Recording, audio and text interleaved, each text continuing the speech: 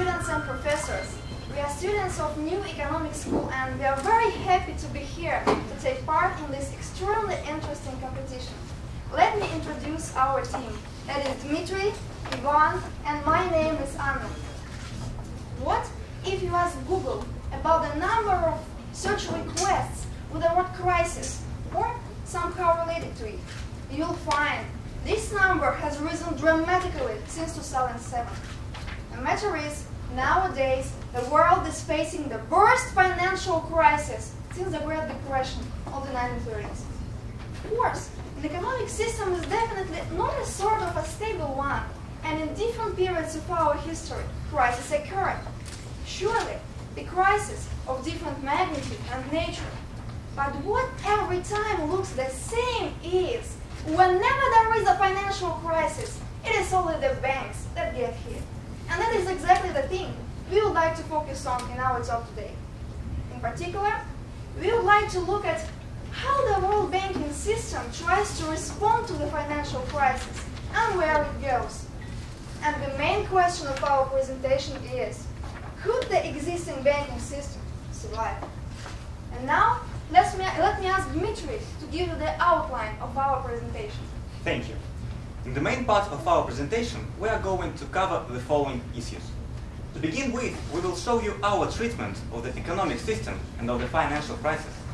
Then, we will discuss how does the banking system respond to the crisis and what stages it has already passed. Finally, we will consider the current stage and what is likely to expect. And now, I ask Anna and Ivan to come to our first issue. In fact, when you begin to study an object, you always have to define it properly. So, what is an economic system? How does it differ from other systems we have? For example, take the solar system. What it has is a number of objective physical laws that drive its performance, such as the law of universal gravitation or the law of energy conservation.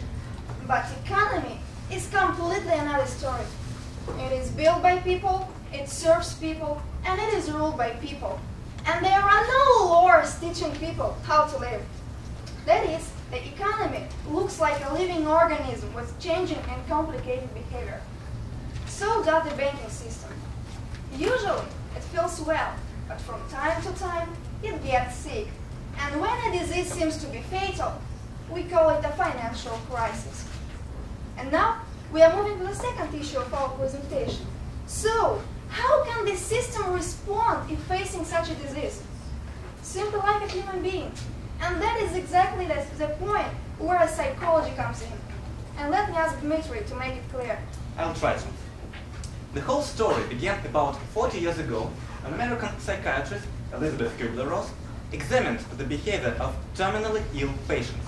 And what she found was, when encountered the disease, all of them pass through the same sequence of emotional stages, so-called 5 stages of grief. And namely they are denial, anger, bargaining, depression, and finally acceptance. And we will show you that during the last 3 years, the banking system has been following slightly the same path. What occurred after October 2007 can be called denial. The markets had just retested their heights, but there were some defaults and foreclosures starting to take place. And one of the first victims was Northern Rock, a medium-sized British bank. It was near bankruptcy due to its over-leveraged asset structure. Of course, that resulted in investor panic, but generally speaking, investors still believed in strong markets. Earning expectations for many companies were still high. However, there was a lot of discussion about the size of the financial downturn. Leverage ratios accounted for approximately 30% in 2007, and the total amount of debt covered by credit default swap contracts was between 33 and 47 trillion dollars. Anyway, almost no one believed that these financial weapons of mass destruction began acting. That was the denial stage. What came next was anger. With more than 100 bankruptcies over a year, banks lost confidence and froze the lending mechanism. Companies could no longer repay their short-term debts. The liquidity channels were disrupted. And a massive wave of anger emerged when everyone was trying to blame those responsible for the crisis. Were it mortgage brokers or mortgage holders, government or the Federal Reserve? However, the most critical stage took place in September 2008. It was bargaining. At this stage, we saw a wave of bailouts of companies that were too big to fail. Merrill Lynch, Bear Stearns, Wells Fargo, Citigroup.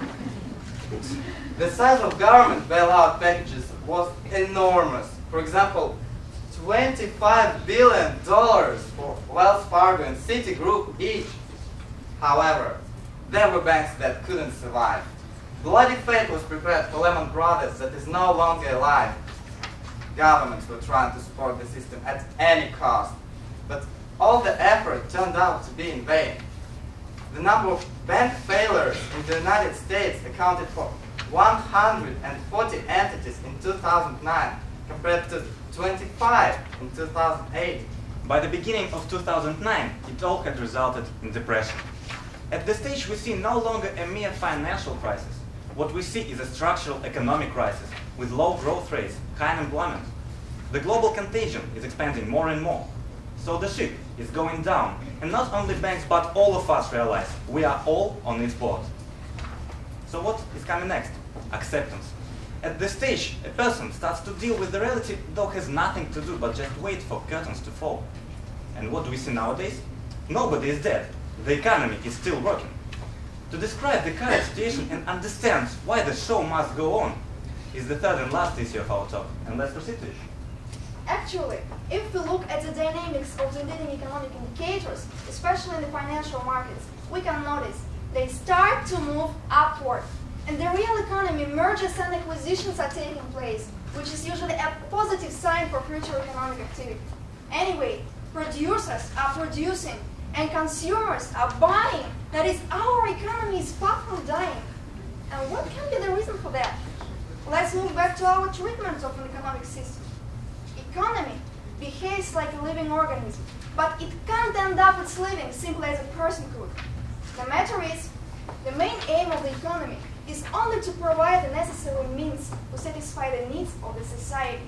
And as long as the society remains alive, the economy will pursue its goal. In this way, facing the crisis, the society doesn't leave room for despair, and people together start to think what to change and how to live further. And we can call it a sixth stage. Revival. This is what we're experiencing today. And what are the signs of revival? Here, we want to point out an initiative by the US Senators Cantwell and McCain, who proposed to reinstate the Glass-Steagall Act of 1933. Under this act, for more than 60 years, investment banks have been separated from the commercial ones. Commercial banks provide loans and services to households and companies, the lifeblood of business activity and job creation. Investment banks, by contrast, often engage in activities involving complex, risky instruments, trading on their own account, and investing bank capital into hedge funds and private equity firms. The crisis exploded when the losses from these activities led to contagion effects and the loss of confidence between banks. However, the banks that focused on clients' needs did much better than those with more extreme contagion risks.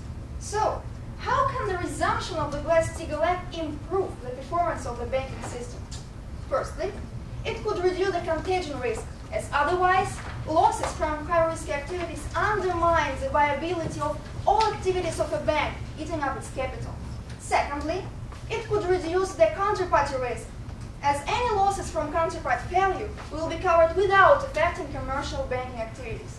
As you see, the main benefit of this measure is overall reduction of risks in the banking system, and thus restoring confidence in the markets. But that is not the only thing to bring back belief in the economic system. What is more, the world has never seen such a rise of global cooperation before. We all may notice that massive cooperative efforts are being made to combat the crisis. G8, G20, G24 meetings with claims to implement new financial regulation and economic strategies to overcome the crisis have become regular.